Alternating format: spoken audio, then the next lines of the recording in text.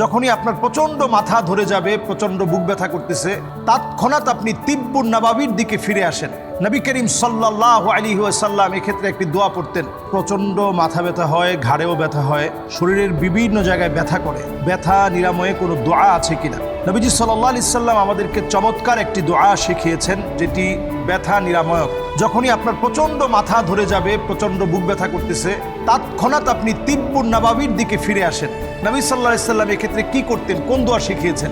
আমরা আগেই ব্যস্ত হয়ে যাই ট্রিটমেন্ট নেওয়ার জন্য। আপনি ট্রিটমেন্ট নেবেন, ট্রিটমেন্ট নেওয়াটাও সুন্নাহ।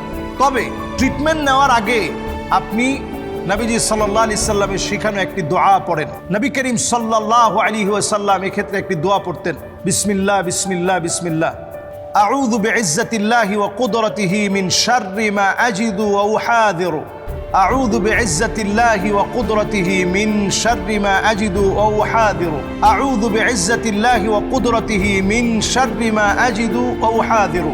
এই দোয়াটি নবী করিম সাল্লাল্লাহু আলাইহি সাল্লাম আমাদেরকে শিখিয়েছেন। 7 বার করে এই দোয়াটা পড়া, 7 বার। বিসমিল্লাহ বিসমিল্লাহ বিসমিল্লাহ 3 বার, এরপর আউযু বিইজ্জাতিল্লাহি ওয়া কুদরাতিহি মিন শাররি মা আজিদু ওয়া উহাযিরু। এই দোয়াটি 7 বার পড়েন।